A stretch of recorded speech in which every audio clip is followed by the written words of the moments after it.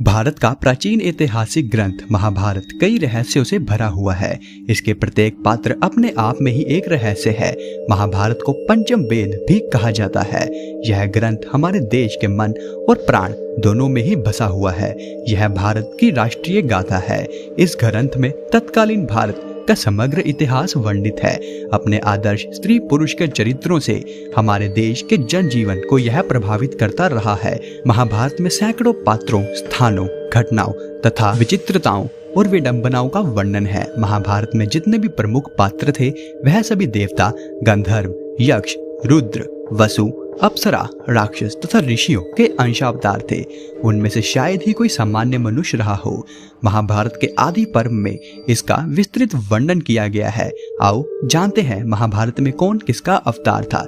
लेकिन उससे पहले हमारी वीडियो देखने वाले 99% लोग हमारे चैनल को सब्सक्राइब ही नहीं करते। अगर आप भी उन 99% लोगों में आते हैं तो चैनल सब्सक्राइब जरूर करें। भगवान श्री कृष्ण 64 कलाओं और अष्ट सिद्धियों से पूर्ण श्री कृष्ण को भगवान विष्णु का अवतार माना जाता है। माना जाता है कि वह अपने पिछले जन्म में मनु थे, जिन्होंने सहस्त्र कवच नामक राक्षस का वध अपने अंशावतार के साथ किया था, जो कि मैंने इस वीडियो में विस्तार से बताया है, जिसे आप डिस्क्रिप्शन में दिए हुए लिंक से जाकर देख सकते हैं। बलराम महाबली बलराम शेषनाग के अंश थे। जब कंस ने देवकी वासुदेव के 6 पुत्रों को मार डाला था, तब देवकी के गर्भ से भगवान बलराम पधारे थे। योग माया ने उन्हें अपनी तरफ आकर्षित करके नंद बाबा के यहाँ निवास कर रही श्री रोहिणी जी के गर्भ में पहुंचा दिया था। इसलिए उनका नाम संकर्षण भी पड़ गया। बलवानों में श्रेष्ठ होने के कारण उन्हें बालभद्र भी कहा जाता था। कृष्ण के बड़े भाई होने के कारण उन्हें दाऊजी भी कहा जाता था। बलराम जी का विवाह रेवती से हुआ था। महाभारत युद्ध में बलराम तटस्थ होकर तीर्थ यात्रा के लिए चले गए थे। यदुवंशियों के संहार के बाद उन्होंने समुद्र तट पर आसन लगाकर अपनी लीला का अंत किया था। भीष्म कृष्ण के बाद भीष्म का नंबर आता है, जो महाभारत के प्रमुख पात्रों में से एक थे। द्यून नामक वसु ने ही भीष्म के रूप में जन्म लिया था। विशिष्ट ऋषि के श्राप और इंद्र की आज्ञा से 8 वसुओं को शांतनु गंगा से उत्पन्न होना पड़ा था। 7 को तो गंगा ने नदी में बहा दिया था, जबकि 8वें वसु द्यून जिंदा रह गए थे। वही भीष्म पितामह थे, जिनका प्रारंभिक नाम देवव्रत था। द्रोणाचार्य भीष्म के बाद द्रोणाचार्य को सबसे अहम माना जाता है। देवगुरु बृहस्पति जी ने ही द्रोणाचार्य के रूप में जन्म लिया था। अश्वत्थामा उपरोक्त के बाद अश्वत्थामा सबसे अहम है। गुरु द्रोणाचार्य के पुत्र थे अश्वत्थामा। पिता पुत्र की जोड़ी ने मिलकर महाभारत में कोहराम मचा दिया था। अश्वत्थामा को महादेव, यम, काल और क्रोध के सम्मिलित अंश से उत्पन्न किया गया था। कर्ण देवताओं में सबसे प्रमुख सूर्य देव के पुत्र थे। कर्ण सूर्य के अंशावतार थे। कर्ण के बारे में तो सभी जानते हैं कि वह सूर्य और कुंती के पुत्र थे। उनके पालक माता पिता का नाम आदिरथ और राधा था। उनके गुरु परशुराम और मित्र दुर्योधन थे। हस्तिनापुर में ही कर्ण का लालन पोषण हुआ। उन्होंने अंग देश के राज सिंहासन का भार संभाला था। जरासंध को हराने के कारण उनको चंपा नगरी का राजा बना दिया गया था। दुर्योधन कलयुग का तथा उसके 100 भाई पुलसत्य वंश के राक्षसों के अंश थे। दुर्योधन हस्तिनापुर के महाराज धृतराष्ट्र और गांधारी के 100 पुत्रों में सबसे बड़ा था। वेद व्यास के वरदान के कारण गांधारी को 100 पुत्र हुए थे। दुर्योधन के असंख्य कुकृत्य के कारण ही कौरव और पांडवों में युद्ध हुआ था। दुर्योधन गदा युद्ध में पारंगत था और श्री कृष्ण के बड़े भाई बलराम का शिष्य था।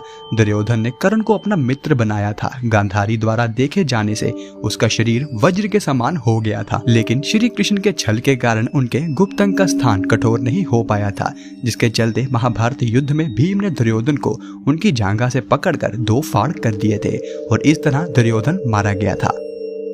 अर्जुन इनके धर्मपिता का नाम पांडु था, लेकिन असल में वह इंद्र और कुंती के पुत्र थे। देवराज इंद्र ने अर्जुन को बचाने के लिए कर्ण के कवच और कुंडल उनसे छीन लिए थे। देवराज इंद्र एक ब्राह्मण का वेश में कर्ण के द्वार पर पहुंच गए थे और उनसे दान में कर्ण के कवच और कुंडल मांग लिए। कर्ण यह जानते थे कि वह ब्राह्मण के भेष में इंद्रदेव हैं। फिर भी कर्ण ने अपने दान देने के व्यक्तित्व के कारण उन्हें कवच और कुंडल दान में दे दिए। भीम को पवन पुत्र भी कहा जाता है। हनुमान जी भी पवन पुत्र थे। कहते हैं कि भीम में 10,000 हाथियों का बल था। भीम ने गदा युद्ध बलराम से सीखा था। भीम ने ही दुर्योधन और दुशासन सहित गांधारी के 100 पुत्रों को मारा था। द्रौपदी के अलावा भीम की पत्नी का नाम हिडिंबा था, जिससे भीम को परमवीर पुत्र घटोत्कच पैदा हुआ था। घटोत्कच ने ही इंद्र द्वारा कर्ण को दी गई अमोघ शक्ति को अपने ऊपर चलाकर अर्जुन के प्राणों की रक्षा की थी। युधिष्ठिर धर्मराज और कुंती के पुत्र थे। युधिष्ठिर के धर्मपिता पांडु थे और वह 5 पांडवों में सबसे बड़े भाई थे। वह सत्यवादिता और धार्मिक आचरण के लिए विख्यात थे। अनेकानेक धर्म संबंधी प्रश्न और उनके उत्तर युधिष्ठिर के मुख से महाभारत में कहलाए गए हैं। उनके पिता धर्मराज ने यक्ष बनकर सरोवर पर उनकी परीक्षा भी ली थी। द्रौपदी के अलावा उनकी देवकी नाम की एक और पत्नी थी। द्रौपदी से प्रतिविद्य और देवकी से दुध्वय नाम के उनके 2 पुत्र थे। यह सशरीर स्वर्गारोहण कर गए थे। नकुल और सहदेव यह 33 देवताओं में से 2 अश्विनी कुमार के अंश से उत्पन्न हुए थे। यह 2 अश्विनी कुमार थे, नसत्य और दशरथ।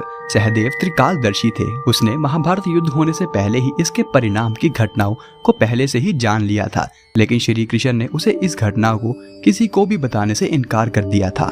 कृपाचार्य रुद्र के एक गण ने कृपाचार्य के रूप में अवतार लिया था। कृपाचार्य ने महाभारत युद्ध में एक अहम भूमिका निभाई थी। शकुनी द्वापर युग के अंश से शकुनी का जन्म हुआ था।